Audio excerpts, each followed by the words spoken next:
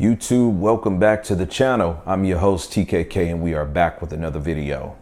Guys, we are looking at the 2022 Sony Alpha 90 King. Yes, I believe that the K should stand for King because in my personal experience, this TV is a step above the rest in the 48 class. Guys, I've had this TV for long enough and I really don't like to do reviews. I feel that they personally take a while to get done because you really got to be able to test the ins and the outs. And because I've been fortunate to get all of the models that I've wanted this year, it's taken me longer than I actually originally anticipated to do this review. But here we are. So timestamps are going to be down in the description. I definitely want you guys to give this the watch time it deserves and give me some constructive criticism because I don't really do reviews. But we're going to get to it right after this intro.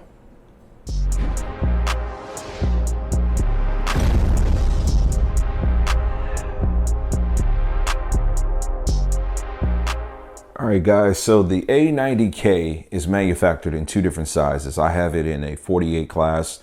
It's made in a 42 also. As I said in the previous transition, this thing came on my radar as I was looking into the smaller C2, coming from the smaller C1 and 48.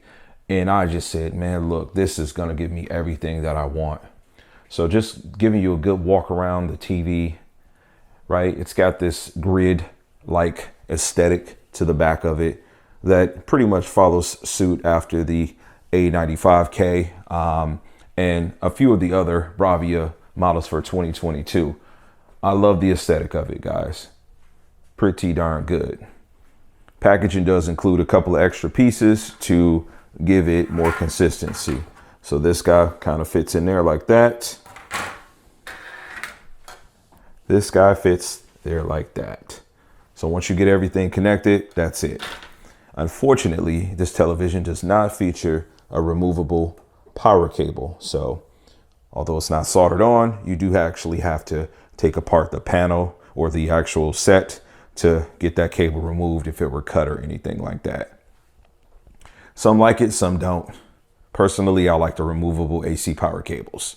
So just focusing in on some of the connectivity.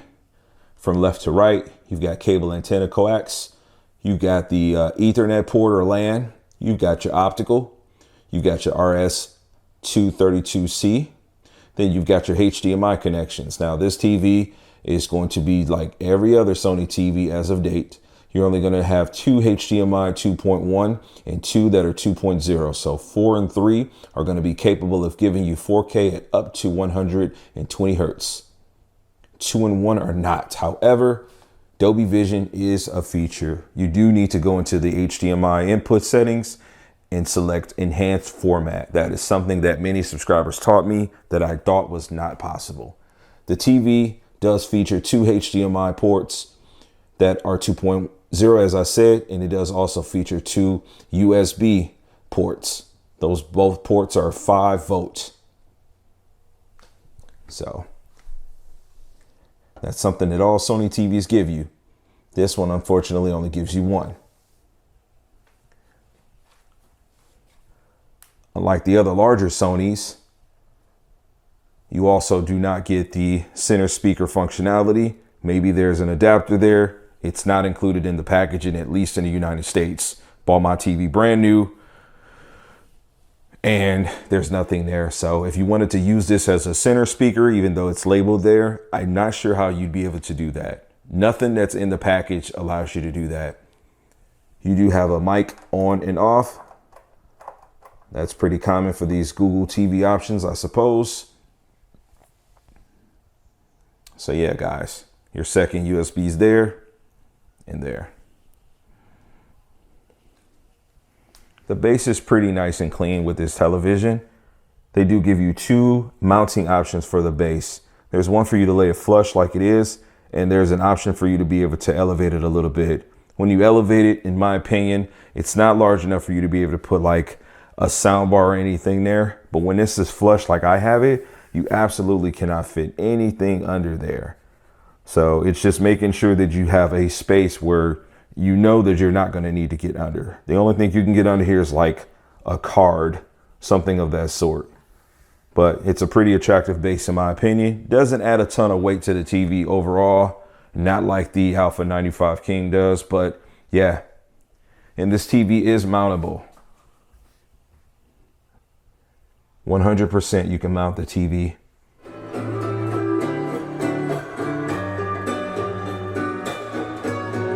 Sound quality on the TV is pretty spot on. It can get loud, so it's pretty good. If you're using this as a bedroom TV, I personally think you're gonna be okay. I don't think that you necessarily need soundbar, but hey, it's really up to you. Again, for me, my user case, this is a monitor. Let's just talk about the finish on this actual panel. This screen is not your typical glossy OLED screen, not like you've seen with the other models like from LG and such. It does have this coating on it that reflects light a little bit better than others. Now, I'm not prepared to do a light test. Obviously you can see the light behind me, but I can guarantee you guys with the other models from like LG, I'm just going to use that as a reference, that light would be shining like a mirror.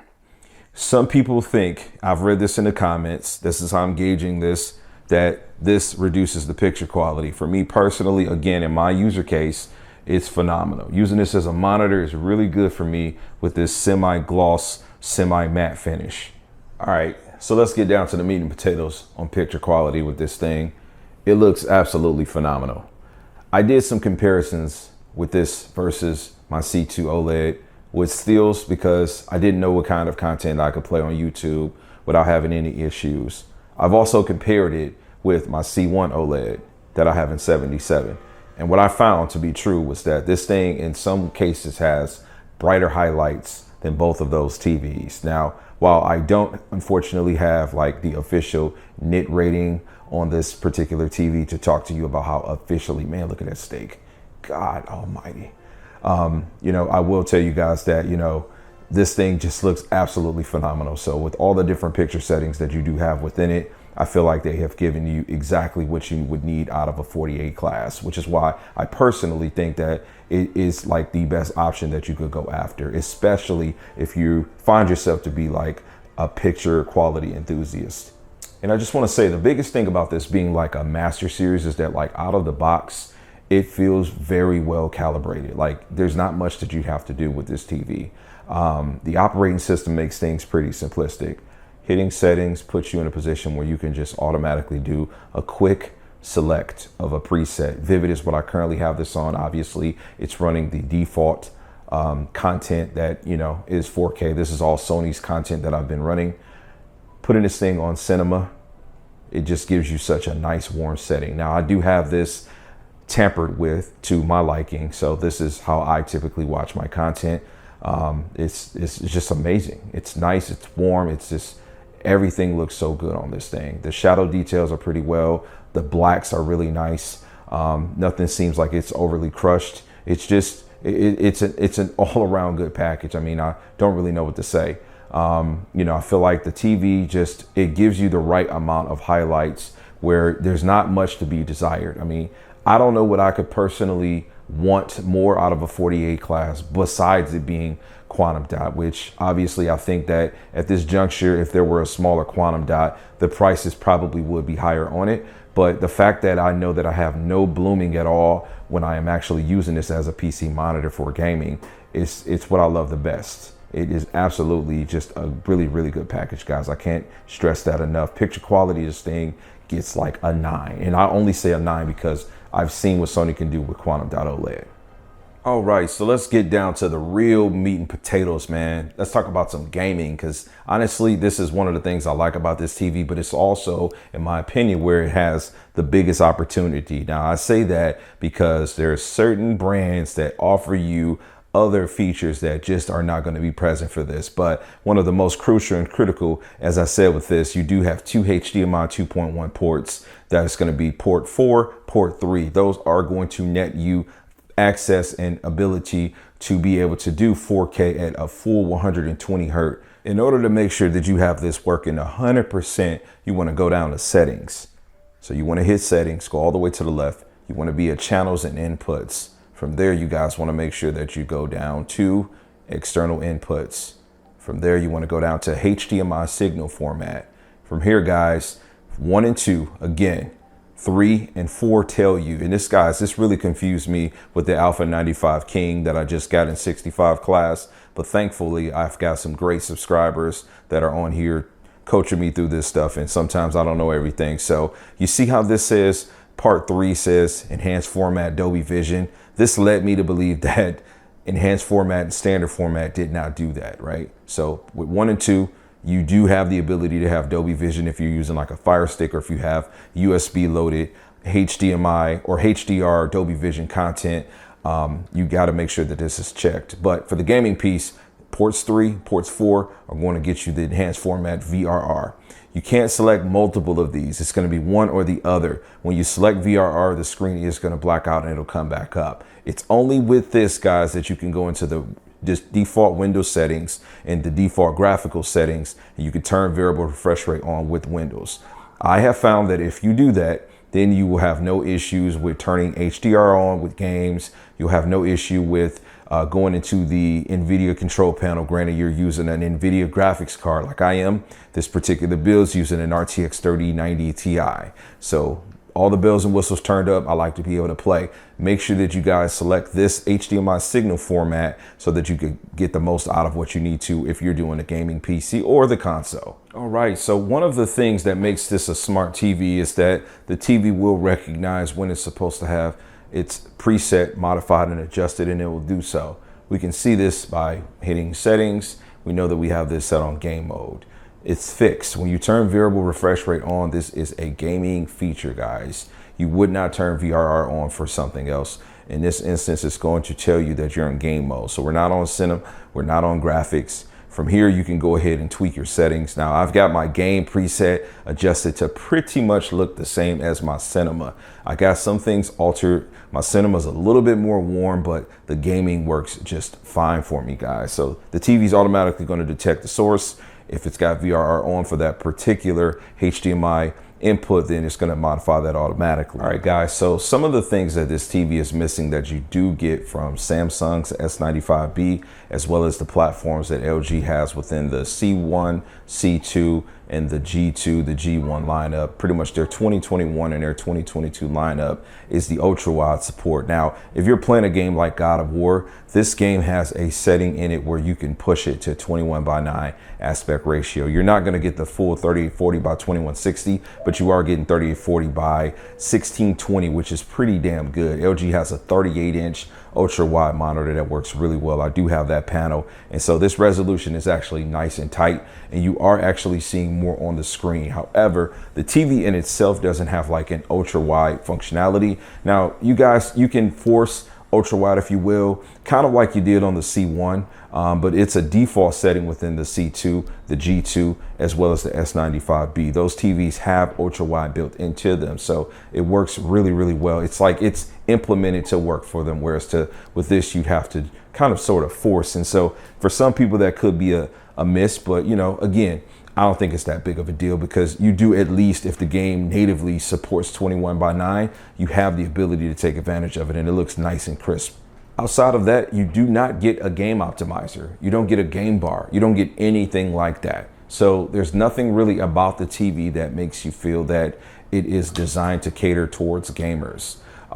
It's definitely a welcome feature for the Samsung, definitely a welcome feature for the LG. It is something that would be extremely nice if the Sony had it. We know that Sony manufactures a PlayStation, probably one of the greatest consoles of all time, depending on who you ask. The picture quality is absolutely phenomenal on this, guys. Look, outside of the G2, in my opinion, there is not a better looking OLED that's not quantum dot. Outside of the G2, I don't think anything looks better than this. This looks so freaking good. Like, everything about the detail that I see on this character right now is just phenomenal, right? Like, and when you add this like sort of matte finish that this picture quality has, it is just amazing, guys. Like, I'm blown away by how this looks. All right, we've got the sound turned up to 50. I have a clip mic connected to me. I am standing behind my camera. My camera's about 6 feet away from the screen, so I'm about another 2.5 feet away.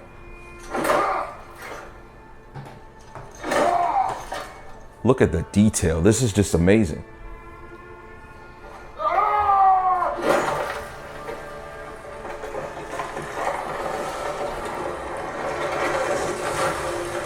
So just keeping in mind, guys, this is 48-inch. You get this, typically, you're gonna be sitting at desk length, like 3, 4, maybe 5 feet.